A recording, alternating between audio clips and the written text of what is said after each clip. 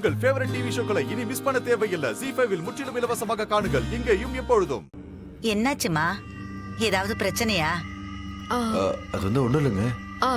பாட்டி, என் ஃப்ரெண்டு ஸ்ருதி இருக்கால, அவளுக்கு உடம்பு முடியலையா. இவங்க பார்த்துட்டு இருக்கிற ஹாஸ்பிட்டல்ல ட்ரீட்மெண்ட் சரியில்லையா. அதான் வேற ஒரு டாக்டரை ரெஃபர் பண்ண முடியுமான்னு கேட்டுட்டு இருந்தாரு.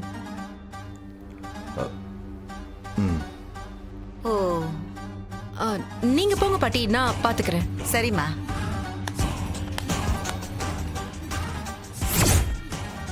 ஏய், எழுந்துரு.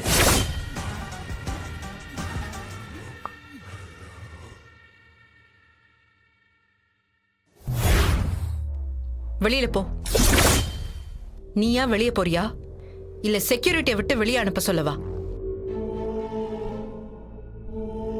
போ.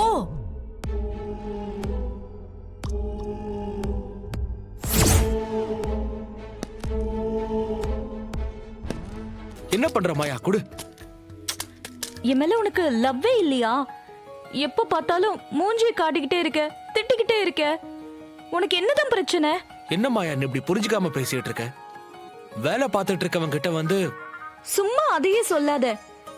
நீ எப்பதான் வேலை பார்க்காம இருக்க? ஒரு அழகான பொண்டாட்டி பக்கத்துல இருக்காங்கிறது கூட தெரியாம இப்படி வேலை வேலைன்னு இருந்தா என்ன அர்த்தம்? எனக்குள்ள என்ன ஃபீலிங்ஸ் இருக்கு, நான் எப்ப என்ன யோசிக்கிறேன், என்ன ஆசைப்படுறேன், இப்படி எதுவுமே யோசிக்க மாட்டியா? அடி பாவி, உனக்காக தானே எல்லாத்தையும் பண்றேன். ஓகே ஓகே, இதெல்லாம் அப்புறம் பேசிக்கலாம். நான் உடனே மீட்டிங் அட்டெண்ட் பண்ணணும், இம்பார்ட்டன்ட் மீட்டிங். இல்லனா நீ பண்ற கலாட்டால என்ன வேலையை விட்டே தூக்கிடுவாங்க. தூக்குனா தூக்கிட்டு போட்டோம், நமக்கு என்ன குறைச்சலா? வசதி இருக்கு, அண்ணனோட கம்பெனி இருக்கு, அப்புறம் என்ன? வேலை போறத பத்தி எல்லாம் நீ கவலைப்படலாமா? நீ யார் வீட்டு மாப்பிள்ள? அதெல்லாம் எனக்கு தேவையில்ல மாயா. என்னது தேவையில்லையா? ஏன் தேவையில்லை? நான் உங்ககிட்ட ஆல்ரெடி சொல்லிருக்கேன், எப்பவுமே சுயமா ஏன் காலில் நிக்கணுங்கிறதா என்னோட ஆசை. உன் மூலமா கிடைக்கிற வேலையா இருந்தாலும் சரி, பணமா இருந்தாலும் சரி, எனக்கு அது கௌரவ குறைச்சல் தான். நீ அந்த மாதிரி நினைக்கிற? நான் வேற நீ வேறன்னு ஏன் பிரிச்சு பாக்குற? நம்ம ஒண்ணு இல்லையா ஜீவா? ஒண்ணுதான் மாயா, நீ சொல்றதெல்லாம் சரிதான். ஆனாலும் எனக்கு செல்ஃப் ரெஸ்பெக்ட்னு ஒண்ணு இருக்குல்ல.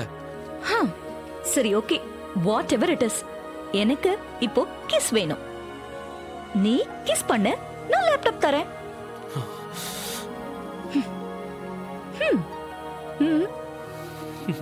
இவ ஒருத்தி.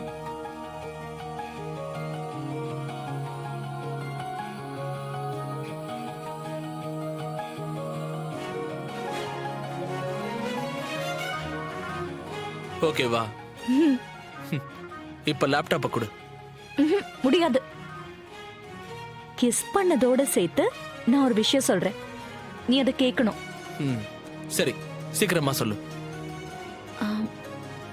நாம ஒரு குழந்தை பெத்துக்கலாமா?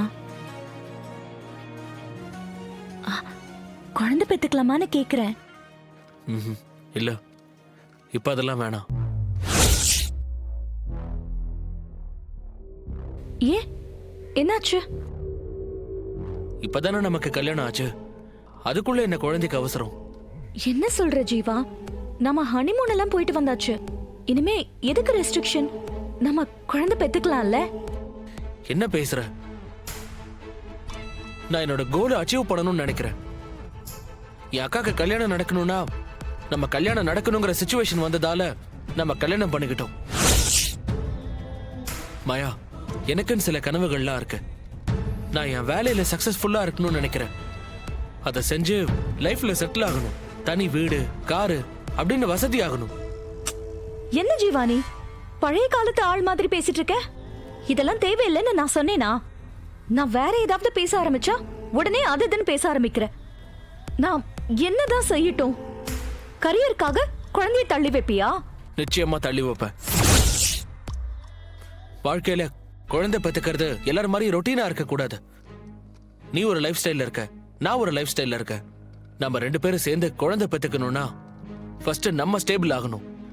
நாம ஸ்டேபிள் ஆனதுக்கு அப்புறம் பெத்துக்கிட்டாதான் அதை நல்லா வளர்க்க முடியும், கரெக்டா வழி நடத்த முடியும்.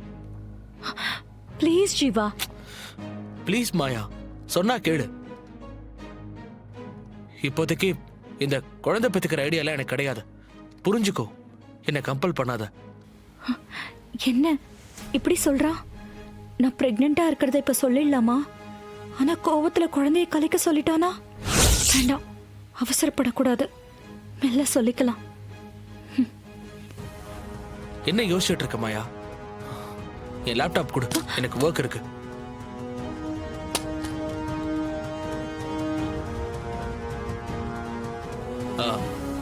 S sir, I'm back. I'm online. என்ன இது? நான் பிரெக்னெண்டா இருக்கேன், அதனால ஏதாவது சொல்லி குழந்தை பெத்துக்கலான்னு பார்த்தா இவன் வேண்டவே வேண்டாங்கிறான். நீ எந்த காலத்துல இருக்க? இதெல்லாம் யோசிக்கிற ஆளே இல்ல. நீ ஃபேஷன் மாடல், சொந்தமா ஒரு பொட்டிக் வச்சிருக்க, உனக்குன்னு ஒரு ஸ்டேட்டஸ் இருக்கு. நீ இப்படி எல்லாம் யோசிக்கிறதே எனக்கு ரொம்ப சர்ப்ரைஸா இருக்கு மாரியா. நீ கல்யாணத்துக்கு அப்புறம் ரொம்ப மாறிட்ட மாயா. எதுலையுமே போல்டா டிசிஷன் எடுக்கிற மாயாவை தான் நான் பார்த்திருக்கேன். இப்படி கன்ஃபியூஸ்டா இருக்க மாயாவை நான் பார்த்ததே இல்லை.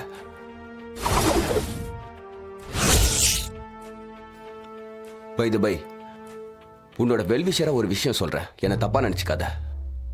இந்த குழந்தை வேணுமான்னு நீ ஒரு தடவை யோசி.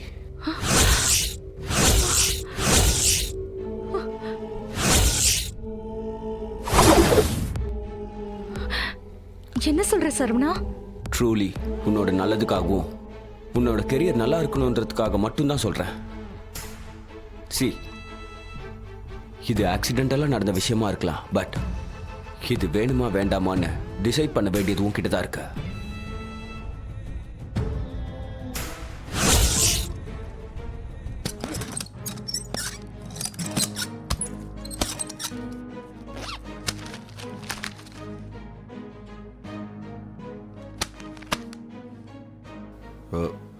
Sir, interview.